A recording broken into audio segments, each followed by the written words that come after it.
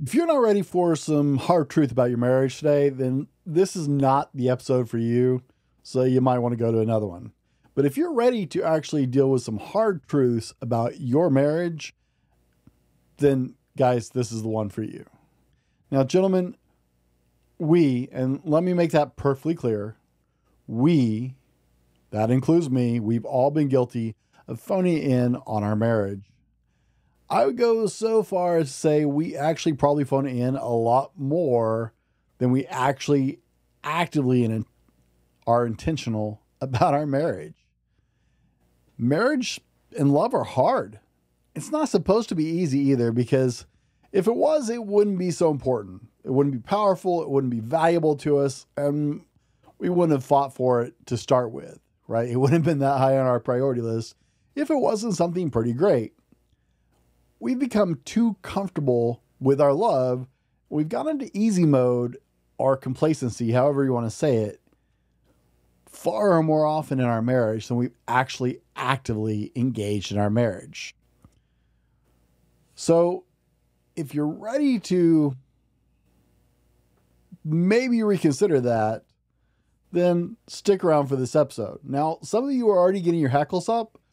Great. If you're serious about a lifetime marriage, then let's do this. Here's the million-dollar question. How do men like us reach our full potential, growing to the men we dream of becoming while taking care of our responsibilities, working, living, being good husbands, fathers, and still take care of ourselves? Well, that's the big question, and in this podcast, we'll help you with those answers and more. My name is Brent, and welcome to the Fallible Man podcast.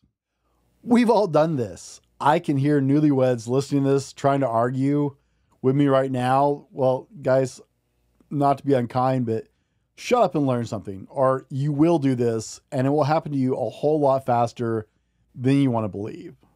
The fact is, life happens. We already won. She already said yes, and now life happens. Now we have other issues to worry about because she already said yes, remember? We have careers, we have bills, we have goals, we have dreams, coworkers, in-laws, family, kids, schedules, events, community, church. Reality has set in. Should I keep going? By the way, my name is Brent. Welcome to the Fallible Man podcast, your home for all things man. Big shout out to Fallible Nation. That's our longtime listeners. And if you're a first time listener, then hey, welcome. I know there's a lot competing for your attention, so thanks for stopping in. I appreciate you checking us out. I hope you enjoy the schedule. I hope you enjoy the episode. Be sure and connect with me at the Fallible Man. Most places. I'm especially active on Instagram and Facebook. Connect with me. Let me know what you think of the show. I'd love to get your opinion of it. And if you really enjoy it, share it with somebody who needs it. That's the greatest compliment you give to us.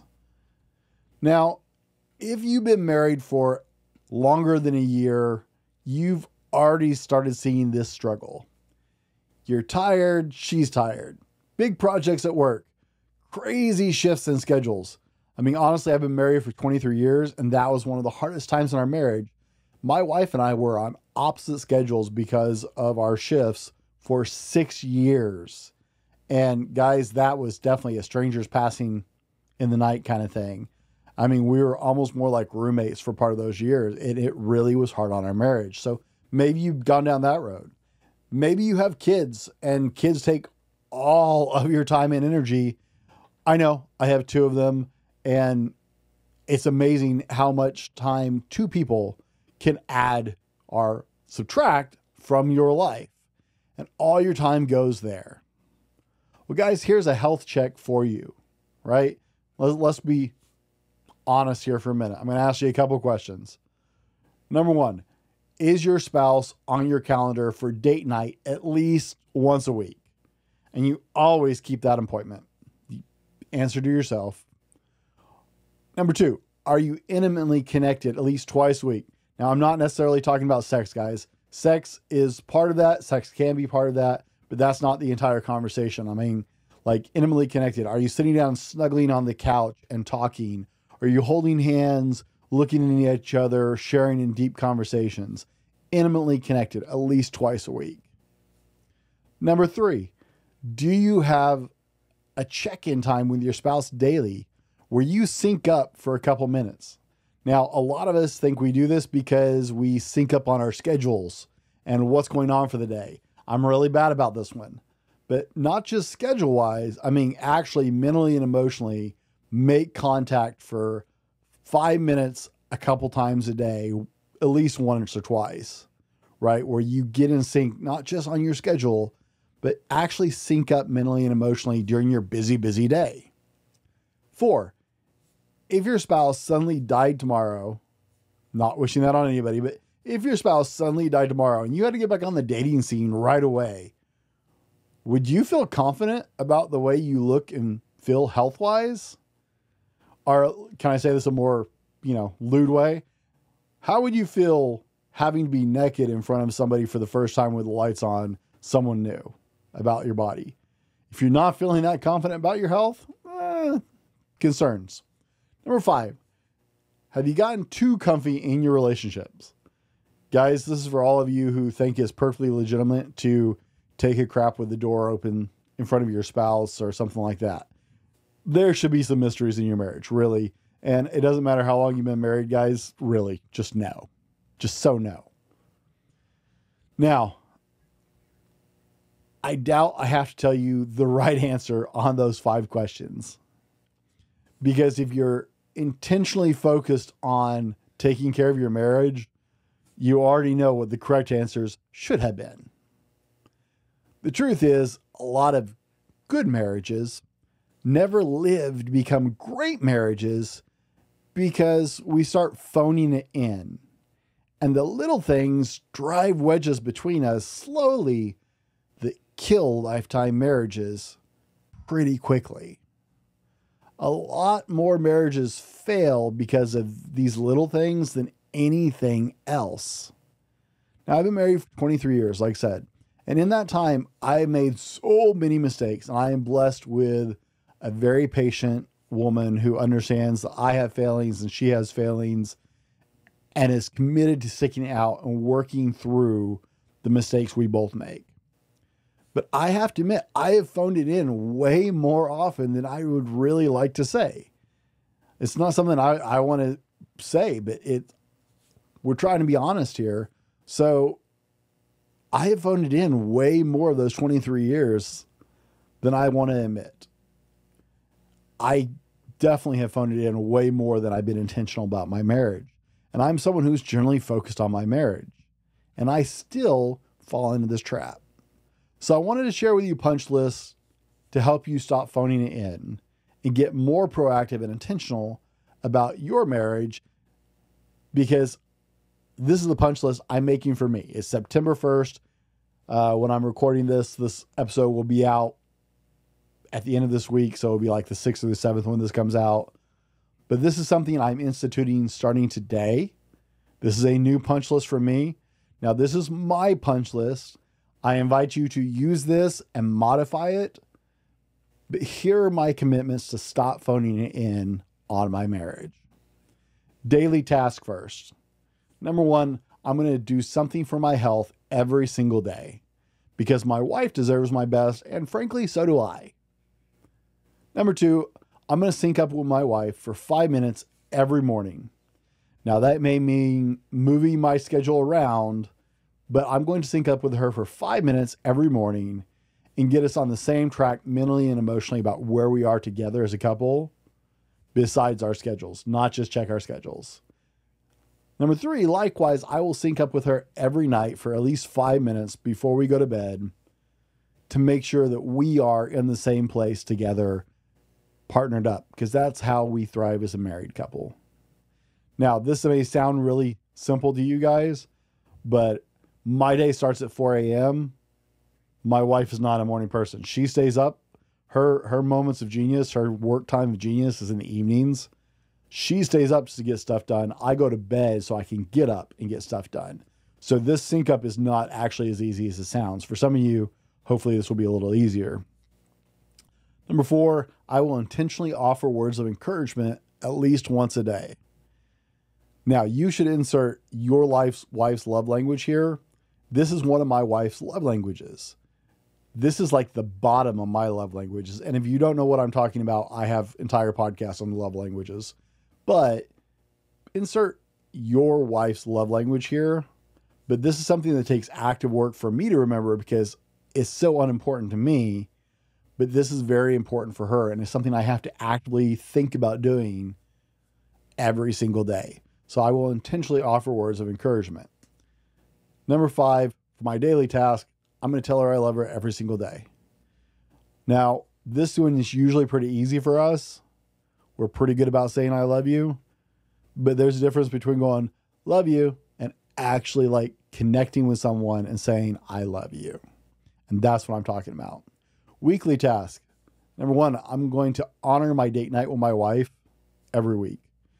It's on my calendar every single week, but we miss this so often with our crazy schedules because we do work on 2 totally different schedules most of the time. We're not on separate shifts anymore, but like I said, I'm going to get up and get it done. She's a stay up late and get it done person. And between our business and our jobs and our children, this falls through the cracks way more often. We started implementing it late in our marriage. It was one of the greatest things we did for our marriage, but too often we let it go for other busyness. So I will honor my date night with my wife. Number 2, weekly, I will have intimate connections with her at least twice a week. Like I said, sex aside, sex may be a whole nother conversation in your household. It is actually a major common problem for a lot of marriages where marriages just become sexless, and that is unhealthy for your marriage. So that may be a whole separate conversation. I will have intimate connections with my wife at least twice a week. That means sitting down, cuddling with her, waking up with her. Like I said, I get out of bed hours before she does. That might be waking up with her, sitting on the couch, cuddling and talking, just snuggled up together. That might be holding hands and talking with just the 2 of us, which is really hard to do with a small house, 2 kids, and my mom living with us. So there's always somebody around. But I'm going to initiate these connections with her because I need it and she needs it for our marriage to thrive. Number 3 for weekly task, at least one day a week, I'm actually going to stay in bed and wake up with my wife. I did this last week. It was amazing to actually like turn off my alarm and wake up with my wife when her alarm went off. It's the one time probably in the last 3 months that has happened. So once a week, I'm going to wake up with my wife. Monthly task, I'm going to sit down with her and dream with her about our future at least once a month. We're going to sit down and future cast and talk about what's coming and the future we're going to have together and where we're going and what we're doing together. And I'm also going to discuss who we want to be together as we go forward in our marriage. Now, that's my punch list. You can copy that down word for word, or I would encourage you to make it your own. You know where your marriage needs some work, but these daily, weekly, and monthly tasks will go a long way to strengthening my marriage. And I promise you the intentionality behind this and the work putting in it will help your marriage. Now, I encourage you to set rules to help you define some of these times in your own relationship. Things like no phones during date night or when you're cuddled up together, no kids during certain times. Yeah, I know that may involve babysitters. Your marriage is worth it. Find a good babysitter. Maybe this seems like a whole lot of work. I can hear the pushback, but Brent, we have kids and they've all got things going on, sports and band and schedules, and we both work and we both have multiple jobs or we work different schedules. Yep, we were there. We're really busy. Whatever other excuse comes to mind, been there, done that, lived through it. Stop making the excuses and stop phoning it in. You owe it to yourself, you owe it to your spouse, and you owe it to your marriage. So, gentlemen, here's the bottom line. Marriage isn't easy, and it's not meant to be. It's a journey, and there's growth and challenges and constant effort. We've all been guilty of coasting way more often than being intentional, myself included. Okay, we are totally honest here.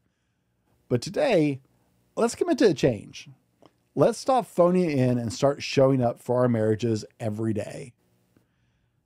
Now, I've shared some of my areas I need to work. I've also shared a new punch list I built for myself to be more intentional and proactive in my marriage. I encourage you to create your own or copy some of mine or a mix of both. Whether it's daily check-ins, weekly date nights, or monthly dream sessions, find what you need to put in your marriage and stick to it. Your marriage deserves to be part of your schedule, part of your itinerary for the week, part of what you commit to working hard on every single week if you want to make it a marriage that will last. Remember, excuses won't strengthen your marriage. Action will. It's time to prioritize your relationship because your marriage deserves your best. That's what you committed to when you said I do. Now, if you want more insights and tips and support on this journey, be sure to check out our bi-weekly mailing list. There's a link down in the show notes or description, whatever platform you're joining us in. You'll get exclusive content, actionable advice, and updates directly to your inbox to help you become the man you want to be every single day. Thanks for joining me on this journey. And until next time, stay committed, stay intentional, stay in love, and be better tomorrow because what you do today. And we'll see you on the next one. This has been the Fallible Man Podcast, your home for everything man, husband, and father. Be sure to subscribe so you don't miss a show. Head over to www.thefallibleman.com for more content and get your own Fallible Man gear.